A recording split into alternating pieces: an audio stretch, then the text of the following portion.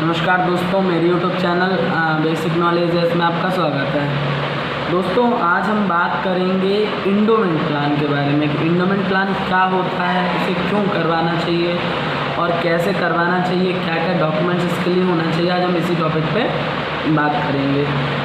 तो देखिए, मैं सबसे पहले आपको बता दूं कि इंडोमेंट प्लान होता क्या है।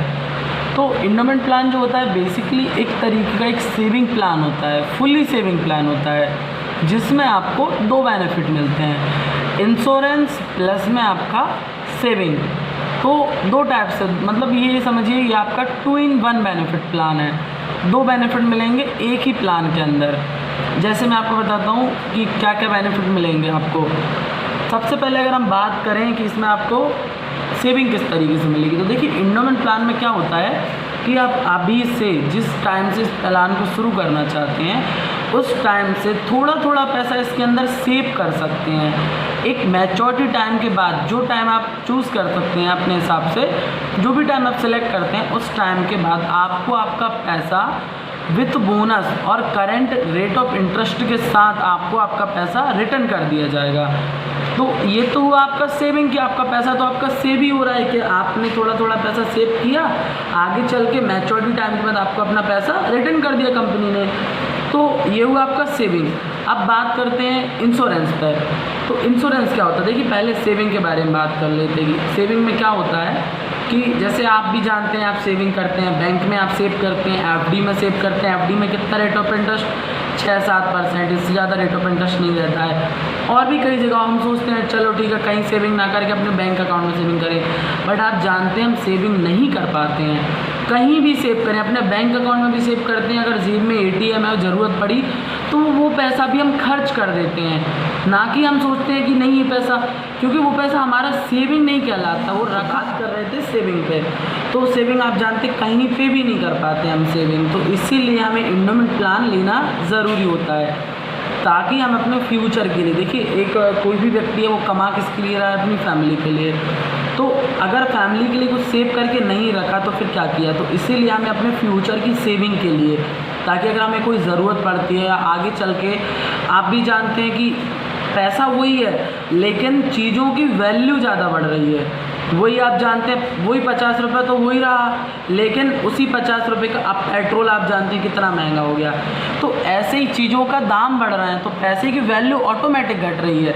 आप जानते हैं ये चीज़ तो आप समझ ही रहे हैं कि पैसे की वैल्यू घट रही है दाम बढ़ने के साथ साथ। तो सेविंग ज़रूरी है, क्योंकि सेविंग करेंगे तभी तो हम आगे कुछ कर पाएंगे अपने फ्यूचर के लिए।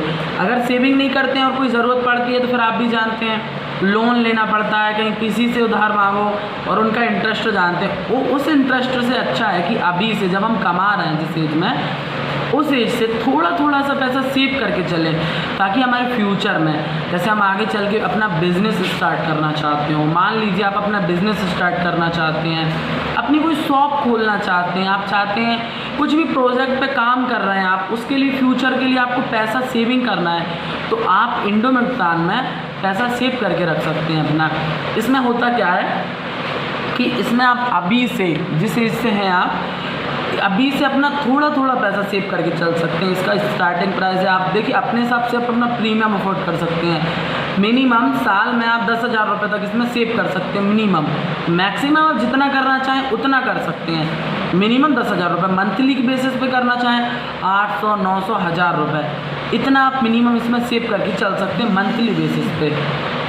तो इतना पैसा आप सेव करके चलेंगे तो आगे चल के आप, इसमें क्या होता है कि 1,000 रुपये या फिर आप ईयरली का करते हैं तो 10,000 रुपये, 12,000 रुपये आप सेव करके चलते हैं। मिनिमम जो टाइम होता है वो रहता है 10 ईयर, मैक्सिमम जो टाइम होता है वो आप अपने हिसाब से आपके एज के अकॉर्डिंग चूज़ कर सकते हैं। तो इसको आप आगे लेकर चल सकते हैं। तो इसमें क्या होगा, पैसा सेव करेंगे तो आगे चल के जब आपका एक टाइम हो जाएगा, जैसे आपने 10 साल के लिए 1,000 रुपये पैसे सेव करके चला, तो आगे चल के एक मैच्योरिटी टाइम के पास आपको अपना सेव किया हुआ पूरा पैसा कंपनी, जिस भी कंपनी से आपने कराया, वो रिटर्न कर देगी, वो भी विथ बोनस और विथ रेट ऑफ इंटरेस्ट के साथ। तो यहाँ पे आपके दो बेनिफिट हुए। आपको देखिए बोनस मिलेगा, ऐसा नहीं है बोनस में सिर्फ 10,000 रुपये दे दिए, 20,000 रुपये दे दिए।